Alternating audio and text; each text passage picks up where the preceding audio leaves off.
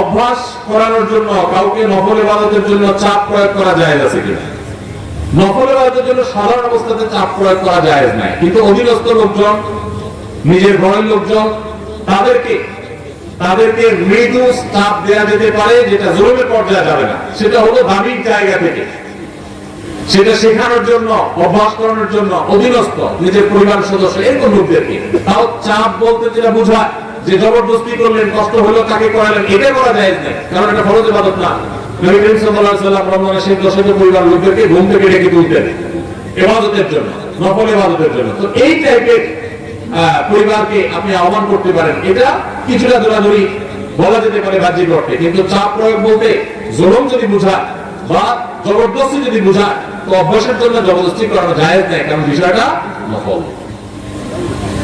Period অবস্থায় মুখস্থ সূরা বা কোরআনে কারীম থেকে তেলাওয়াত করা যাবে কিনা? পিরিয়ড অবস্থায় কোরআন তেলাওয়াত করার ব্যাপারে জমহুর বা সংখ্যাগরিষ্ঠ ইমামদের মত হলো মামুনরা পিরিয়ড অবস্থায় কোরআন তেলাওয়াত করবেন না। তারা কোরআন তেলাওয়াত শুনতে পারেন, তারা ইসলামিক বই পুস্তক পড়তে পারেন, তারা অন্যান্য দ্বীনি বই, তাফসীর গ্রন্থ, হাদিস গ্রন্থ পড়তে পারেন, দোয়া দুরূদ জিকির আজকার সব পড়তে পারেন, কিন্তু কোরআন তেলাওয়াত তারা করবেন না, কোরআন স্পর্শ করবেন না। এটা হলো জমহুর এবং সংখ্যাগরিষ্ঠ ইমামদের মত। আমার বাবা একজন ব্যবসায়ী, তিনি ব্যবসায় হারাম করেন, আমি ঠান্ডা মাথায় অনেক করে বুঝিয়েছি, এর কারণে আমাকে দোকান থেকে বের করে দিয়েছেন। এখন এই ব্যবসার টাকা কি আমি খেতে পারবো? আমার জন্য কি হারাম হবে?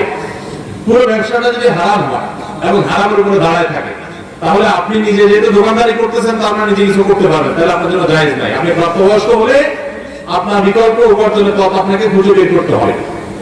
আপনি টিউশনি করে হোক, অন্য জায়গায় চাকরি করে হোক, নিজের হালাল উপার্জন করবেন। হারাম সম্পূর্ণ হারাম হলে সেটার উপর নির্ভর করতে পারেন না। দুই একটা আইটেম হারাম আছে, ম্যাক্সিমাম হালাল।